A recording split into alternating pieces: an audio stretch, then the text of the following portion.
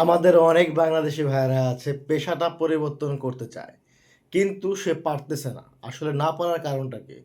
আপনাকে বুঝে নিতে হবে যে আপনি যেই শরিকা কিংবা যে মুয়াসাসাটা আছেন সেটার লাইসেন্স কোন ক্যাটেগরি।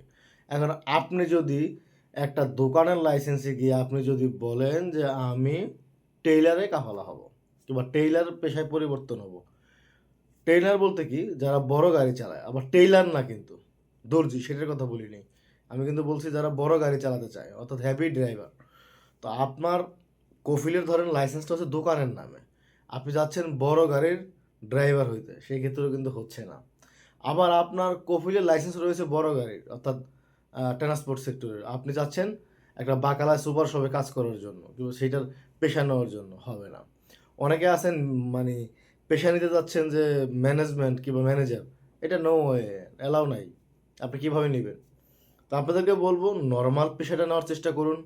যেমন বর্তমানে খুব চলতেছে ওয়্যার হাউস কিংবা স্ট্রিট ক্লিনার এরকম বেশ কিছু পেশা আছে। তো পেশা মূলত পক্ষে কেউ দরকার ছাড়া অদরকারে পরিবর্তন করে না।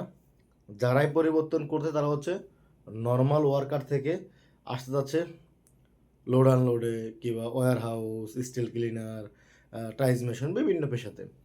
তো পেশা পরিবর্তন করতে কোনো ঝামেলা নাই। কিন্তু পেশা পরিবর্তন হওয়ার ক্ষেত্রে যে ঝামেলাটার সম্মুখীন হয়, সেটা হচ্ছে যে আপনার কফিলের ওই ক্যাটেগরির কন্ডিশন কিংবা কফিলের ওই বিষয়টা আছে কিনা? যে সে যে আপনাকে যে পেশাটা দিবে কিংবা যে পেশাটা নিয়োগ দিচ্ছে কিংবা চেঞ্জ করতেছে, সে আসলে ওইটাতে কাজ করাতে পারবে কিনা? শুধু আমরা মন গড়া কথা বললে হবে না। আর এই ভিডিওটা এই কারণে বানানো, অনেকেই ইতিমধ্যে এই বিষয়টা নিয়ে বহুত প্রশ্ন করতেছে। যে ভাই আমি লোড আনলোড আমি চাচ্ছি হেভি ড্রাইভারের লাইসেন্স পেশা নিতে। ভাই আমি লোড আনলোড আমি চাচ্ছি অমুক পেশা নিতে, আমি এই পেশা নিতে। তো বিষয়টা হচ্ছে এইটা। তো প্রিয় প্রবাসী বন্ধুরা যে যেখান থেকে বসে ভিডিওটি দেখছেন, যদি ভিডিওটা আপনার কাছে গুরুত্বপূর্ণ কিংবা প্রয়োজনীয় মনে হয় তাহলে অবশ্যই শেয়ার করবেন, অন্য একজনকে দেখার সুযোগ করে দিবেন। আল্লাহ হাফেজ।